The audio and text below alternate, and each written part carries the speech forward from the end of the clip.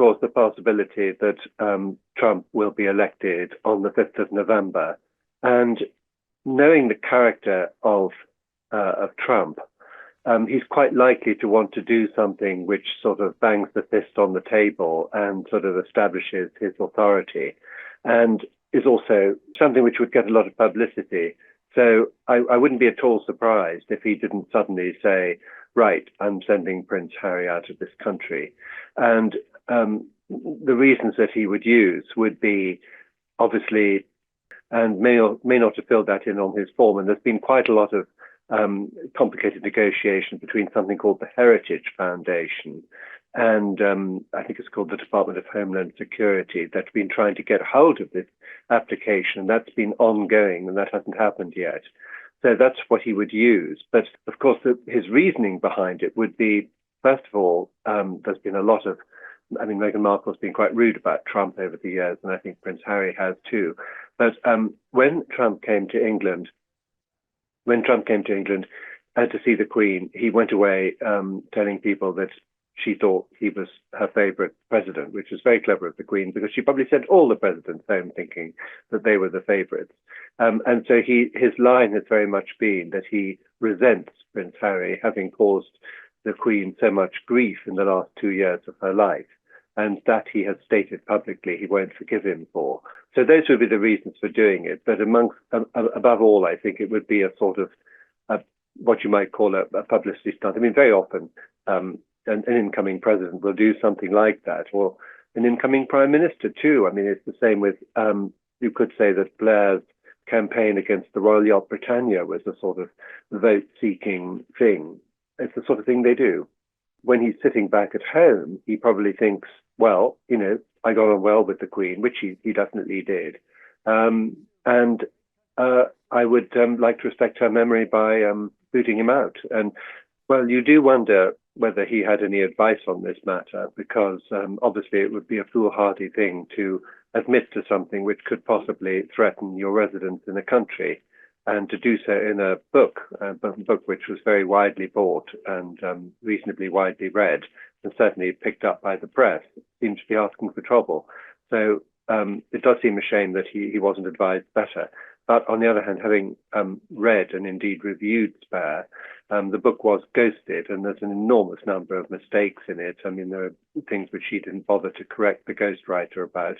For example, he talks about a conversation in Frogmore Graveyard, and obviously the ghostwriter thought it was a bit like Hampstead Cemetery with, huge tombs and things all over the place, whereas in fact everything's flat, as anyone could have told him. In fact, if Prince Harry had bothered to tell him, that detail would be right. And there are numerous other mistakes, but that is what happens if you have a ghostwriter and you don't bother to make the corrections.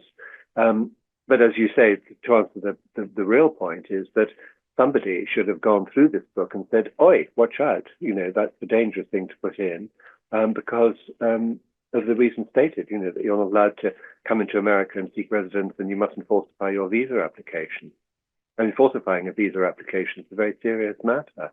And, people say, why should he be treated differently from anybody else? And that's a valid argument.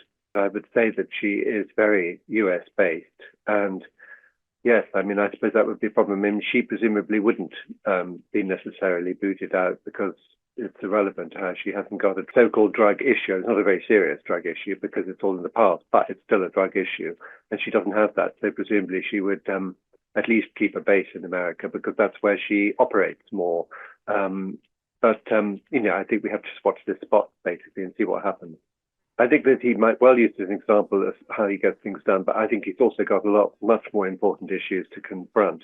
So if he does become president, I don't think it's going to be top of the list, but it would be a sort of an easy, quick fix. Do you know what I mean? That sort of thing.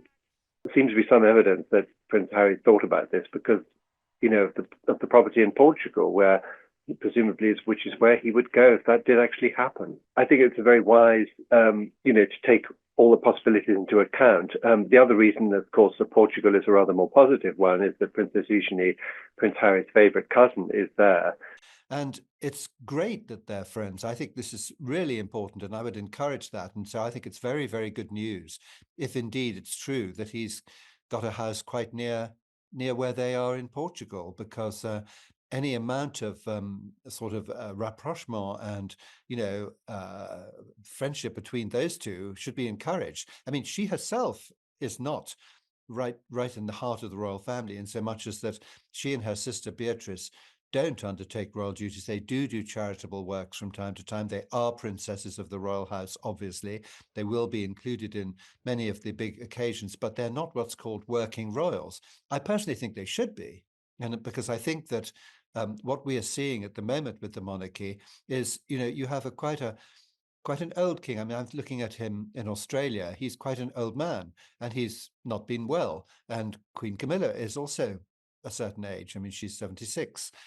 So what you do need is a revitalized monarchy. And we saw this a little bit in the summer when Prince William hosted a garden party, and he invited all the royal cousins, including Beatrice and Eugenie, I think, and the Tyndalls and Peter Phillips and others. And I know somebody who went to that garden party, and they said it was great fun, because what you need is energy. And when the Queen Elizabeth II was alive, you had a 4-tier monarchy. If you think about it, you had them doing things the way they did it. You had the Prince of Wales and the Duchess of Cornwall. At the next level, you had the Cambridges, as they then were, and you had the children when they appeared. So, this means, as Prince Philip once explained very succinctly, as he always did, that everybody could relate to somebody according to your age group. And that's slightly what the royal family are missing at the moment, and which they really do need to address, I think. So Harry and Eugenie, very good friendship, that one. But I don't think it's political. I think it's entirely that they just love each other and they get on very well. They're cousins and they've been brought up side by side. They're not so far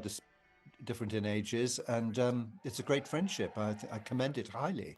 And it'd be rather nice, actually, I mean, Eugenie's children are slightly younger than Archie and Lilibet, but, that the cousins can get to know each other. And this, of course, could be terribly important as the years go by, because that could be a way for them to meet other cousins, because although there's a fracture at this generation between William and Harry, the two brothers, there's no reason why the next generation shouldn't.